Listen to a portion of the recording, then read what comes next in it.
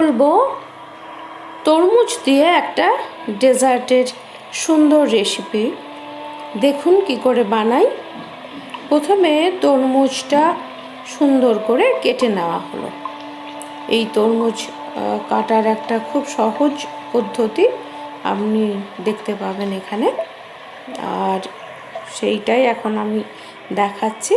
এবং খুব সহজ সুন্দর রান্না, ঘরোয়া জিনিস দিয়ে রান্না, শুধুমাত্র কর্নফ্লাওয়ার, চিনি আর একটু কালার ফুড, সামান্য একটু বরফের ছোঁয়া। এই হলো রান্নার মেন জাদুকাঠি। প্রথমে এগুলোকে সুন্দর করে কেটে নিয়ে তারপরে বীজগুলো আস্তে আস্তে ছাড়িয়ে নেব। আগে এগুলো কেটে না হলো, তারপরে বীজগুলো ছাড়িয়ে নেব।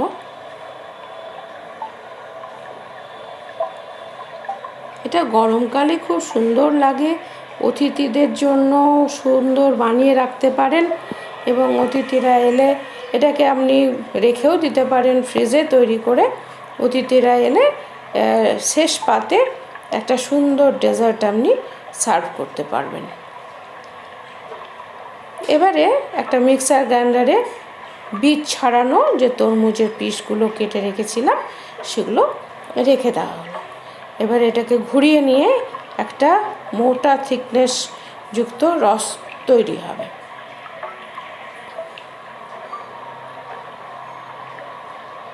বাড়ির অনেক মানুষ যাদের থাকেন, যৌথ পরিবার বা বন্ধু বান্ধবদের নিয়ে যারা থাকতে ভালোবাসেন, তারা এই একবার তৈরি করে অনেকগুলো বানিয়ে রেখে দিতে পারেন অতিথিদের জন্য। ব্যাস তৈরি হয়ে গেল। এটা রস তৈরি তো দেখতেই পাচ্ছেন, সুন্দর হয়ে গেল এটা। এবারে এটাকে আমি গরম একটা কড়াই বসালাম এবং সেখানে বড় কাঁচের গ্লাসের 2 গ্লাস নেওয়া হলো। এটা ফুটতে দেব এবারে। ফুটতে দেওয়ার হলে এটা আরও বেশি ঘন হবে, সেটা সময় সংক্ষিপ্ত করে যতটুকু না হলে নয় সেটুকুই দেখাবো। মেশানো হলো গুঁড়ো চিনি, হ্যাঁ, সুগার ডাস্ট করে মেশালে খুব সুন্দর মেশানো হয় এবং চিনি মেশালে তো একটা থিকনেস চলেই আসে। এটাকে গরম করে ফুটিয়ে একটা থিকনেস ঘন একটা পাল্প শুধু থাকবে এরকম জিনিসে দাঁড় করানো হবে। দেখুন কিভাবে করা হচ্ছে। তার সঙ্গে মেশানো হবে কর্নফ্লেক্স। এই কর্নফ্লাওয়ারের গুঁড়ো একটু আমি মেশানো ভুল বলেছিলাম। কর্নফ্লাওয়ারের গুঁড়ো একটু মিশিয়ে নেওয়া হলো। এটাকে জল দিয়ে গুলে তারপরে ওটাকে আমি তরমুজের যে পেস্ট তৈরি করা হচ্ছে ঘন, সেটার সঙ্গে মিশিয়ে দেবো যাতে এর ঘনত্বটা আরও একটু বাড়ে। তৈরি হয়ে গেছে। এবারে একটা জারে ভর্তি করে নেব যাতে পরবর্তীকালে এটা ঢালতে সুবিধা হয়।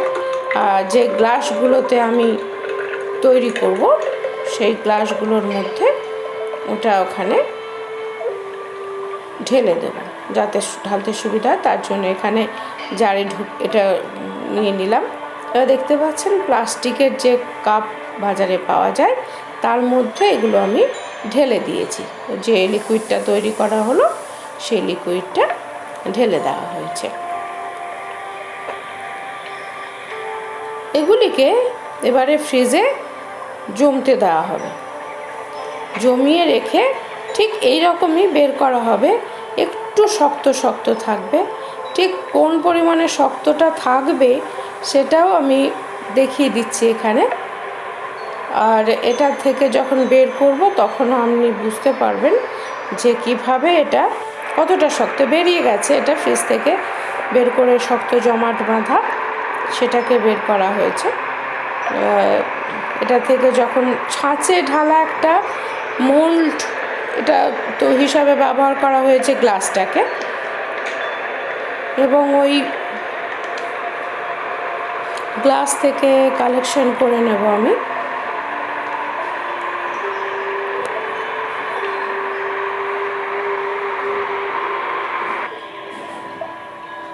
দেখেছেন কি সুন্দর একটা ফিগার এসছে। এটা ছিল কিন্তু এভাবেই, সেখান থেকে ঢেলে এরকম ফিগার নিয়ে আসা হয়েছিল। দেখিয়ে দিচ্ছি কিভাবে আপনারা বের করবেন, এবং এটাকে পিস পিস করে কেটে দেখুন খুব সহজ। একটু বাইরে রাখতে হলো যাতে ঘাম অবস্থায় যে ঘামতে শুরু করবে খুব সহজে ওটা বেরিয়ে আসবে, সেটাই হলো। এটা দুটোর মধ্যে ছিল, জন্য একটু দুটো গার্ড ছিল এটা, তো খুব সহজে এটা বেরিয়ে আসছে। মিনিট 2-1 থাকলেই ওটা আপনার খুব সহজে বেরিয়ে চলে আসবে, বা জলের মধ্যেও অনেকে রেখে দেন যাতে সহজে বেরিয়ে আসে, যে যেভাবে চাইবে। এবারে এটাকে সুন্দর করে পিস পিস করে কেটে নেব। আগে তার সব ব্যবস্থাটা করে নিয়ে নিই।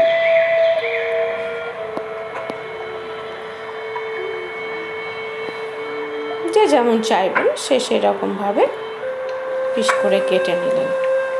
এবারে পাশে কিন্তু আমি তৈরি করে রেখেছি সুগারের ডাস্ট। হ্যাঁ, হালকা সুগার এখানে মেশানো হয়েছিল যখন আমরা গরম করি। এবার দেখুন ডেকোরেশনের জন্য সুগারের মেশানো হচ্ছে, দেখতেও সুন্দর লাগে এবং একটা চকলেট চকলেট ভাব আসে। শেষ পাতে অতিথিকে আপনি এটা দিয়ে সার্ভ করতেই পারেন, খুব ভালো লাগবে ঠান্ডা ঠান্ডা গরমের সময়।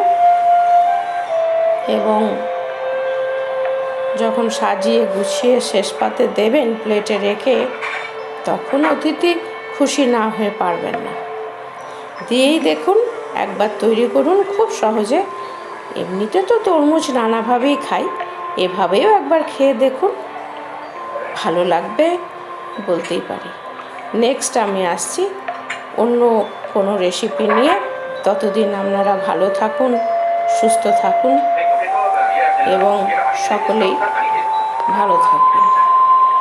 আজ এই পর্যন্ত।